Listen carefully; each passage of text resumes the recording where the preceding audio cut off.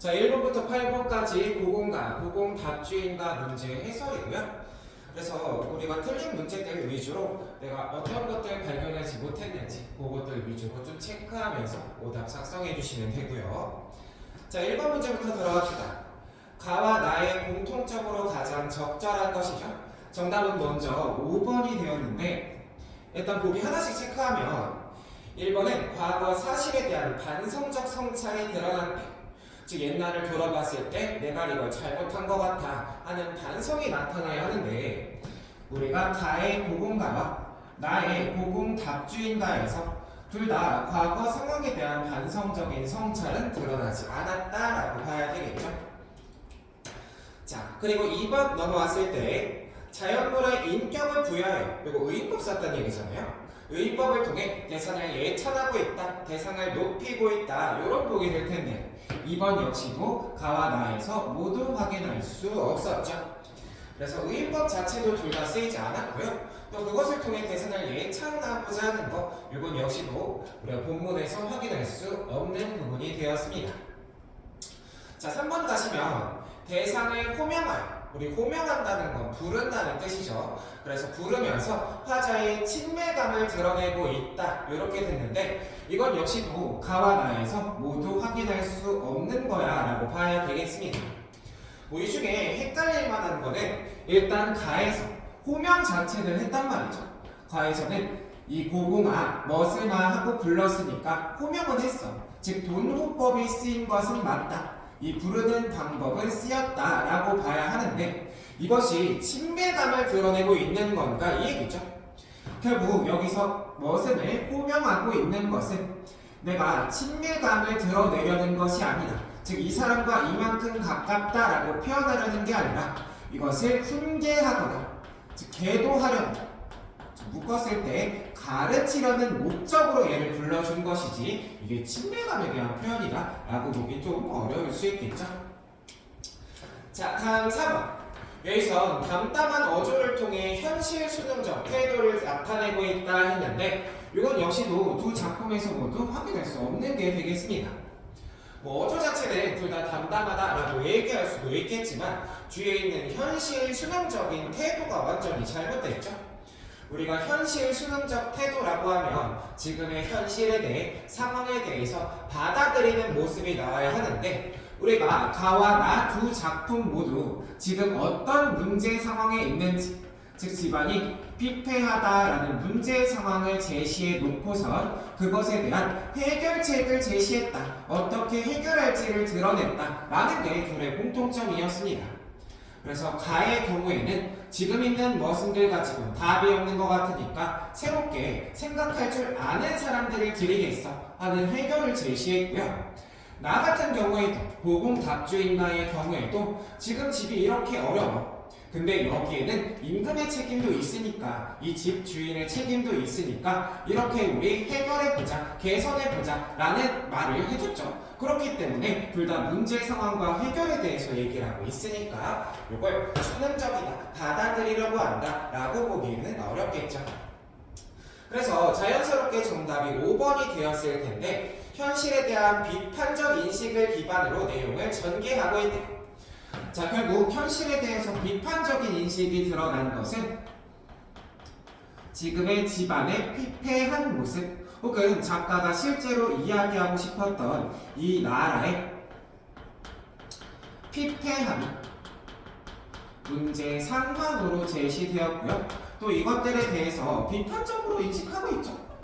결국 이것들은 어떠한 잘못에 의한 것이다 라고 비판적인 인식 드러나고 있기 때문에 정답이 5번이 되었습니다.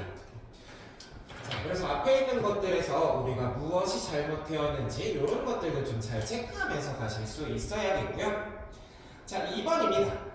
가와 나에 대한 설명으로 적절하지 않은 것이고요. 정답은 일단 2번이 되었습니다.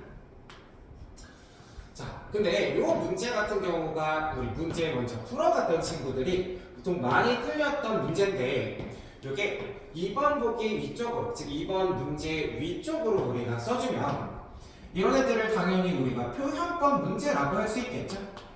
이렇게 뭐 두 가지 보기가 있을 때 여기에서 이런 표현법 쓰였니 안 쓰였니 하고 묻는 문제들, 뭐 문학에서 단골로 나오는 친구들이잖아요.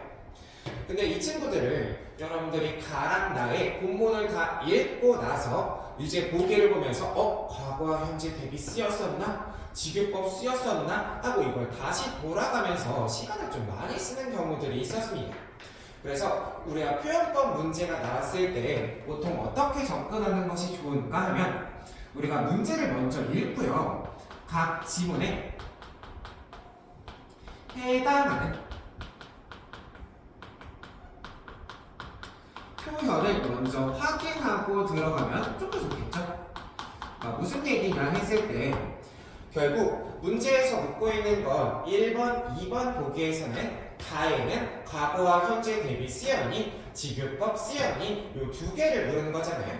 그럼 이 표현을 먼저 확인한 다음에 그 다음에 지문을 읽으면서 확인하시면 되죠. 즉 가를 읽기 전에 이 두 가지를 먼저 밑줄 쳐놓고 이제 가지문 읽으면서 여기가 과거와 현재의 대비인가? 여기에 직유법을 통해서 무엇들로 인한 피해를 드러낸 건가? 이것들을 각각 확인하면서 읽으면 우리가 시간을 이렇게 줄일 수 있겠죠. 그래서 우리가 표현법 문제에서 내가 좀 많이 왔다 갔다 하고 시간을 많이 쓰게 되는 것 같다 라는 생각이 들면 이런 친구들도 우리가 본문 읽기 전에 먼저 확인해 놓고서 그 다음에 본문 읽을 때 이런 것들만 잘 체크해주면 되겠다. 결국 문제에서 묻는 것은 이런 것들이라고 먼저 생각하고 들어갈 수 있으니까. 자, 그래서 우리가 2번 보기들도 각각 확인을 했을 때 먼저 1번에서 가에서 이 고공가에서 과거와 현재의 대비를 통해 시상을 전개한다라고 했었죠. 그래서 과거와 현재의 대비가 나온 건 글의 앞부분이었던 처음에 하나비 때, 즉 처음에 할아버지 때는 이런 모습이었어요 하고 집의 과거 모습을 보여줬죠. 이때는 굉장히 풍족했어 라는 모습을 보여줬을 텐데 이게 뒷부분으로 넘어와서 현재로 오니까 현재는 굉장히 피폐한 모습, 어려운 모습을 보여줬단 말이죠. 그래서 1번 보기에 나온 과거와 현재의 대비는 이 두 가지를 가리키는 것이야 라고 생각하실 수 있었으면 됐고요.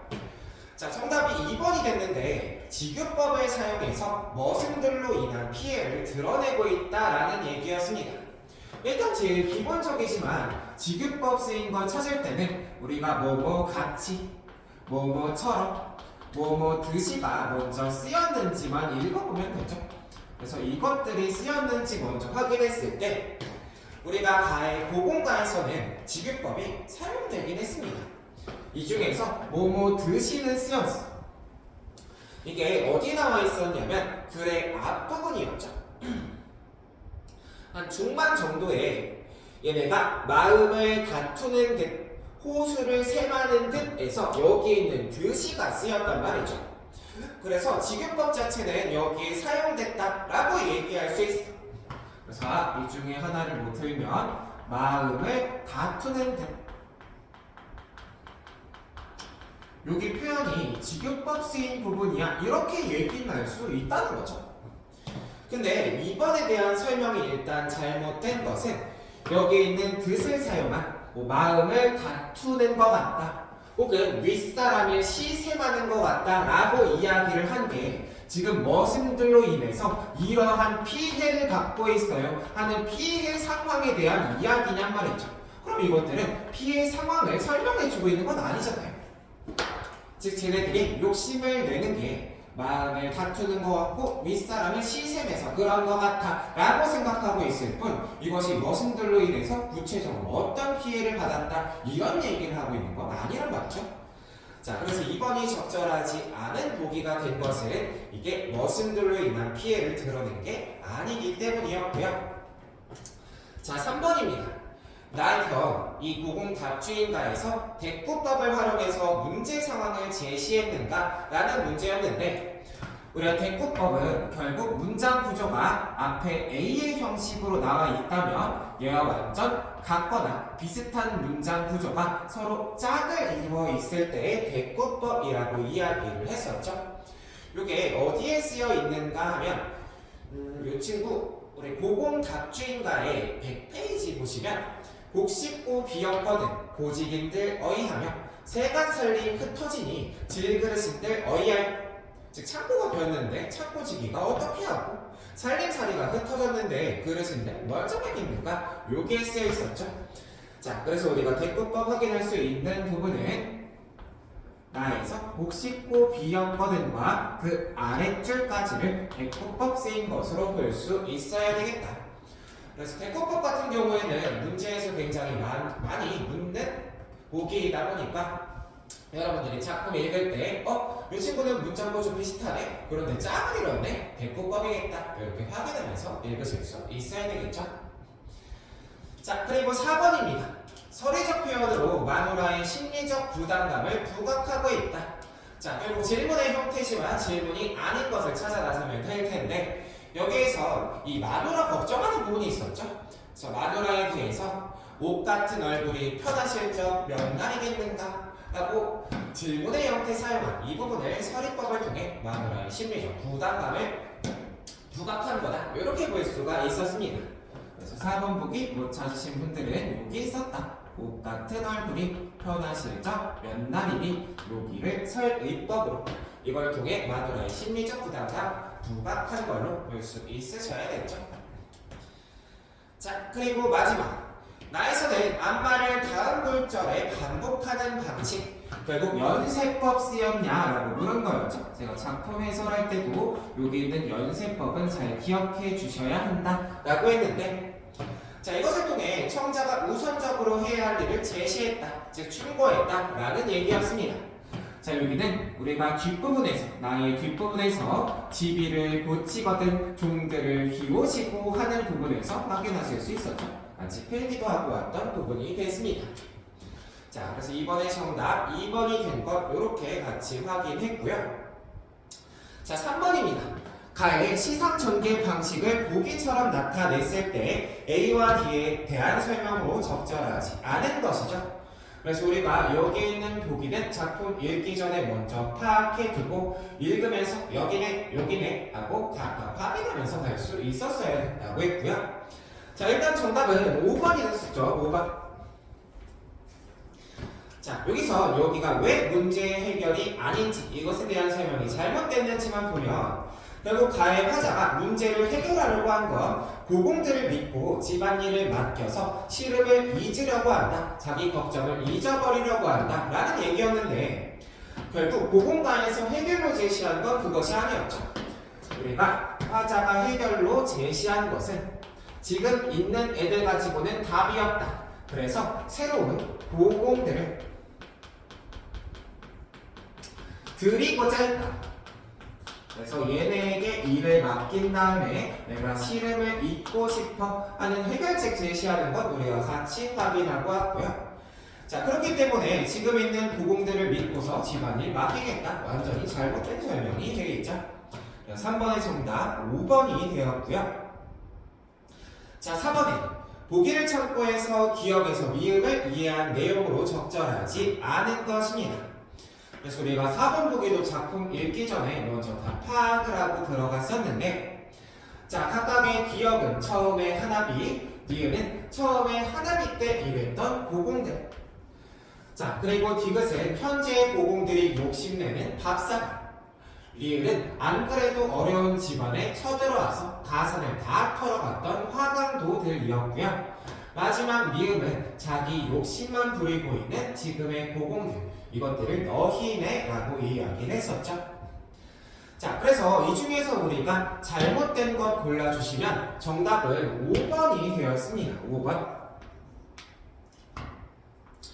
자, 5번 보기에서 여기에 있는 미음, 즉 너희네가 어려움에 빠진 백성들을 구할 새로운 인재다 라고 얘기를 했는데 여기 있는 미음은 즉 너희네는 현재의 고공들을 가리키죠. 현재의 고공. 집안일을 할 생각은 하지 않고 자기 주머니 채울 자기 이익 볼 생각만 하고 있는 얘네들이 너희네였습니다. 그렇기 때문에 이 친구들을 어려움에 빠진 백성들을 구할 새로운 인재다. 이 집의 문제를 해결할 수 있는 사람들이다. 이 설명은 완전히 잘못된 것이 되겠고요. 결국 이 세 인재들을 그럼 본문에서 무엇으로 확인할 수 있는가 했을 때 우리가 해석할 때 생각을 할 줄 아는 새로운 머슴들, 이것을 우리가 힘캐는 새를 드리겠다라는 부분에서 확인할 수 있었죠.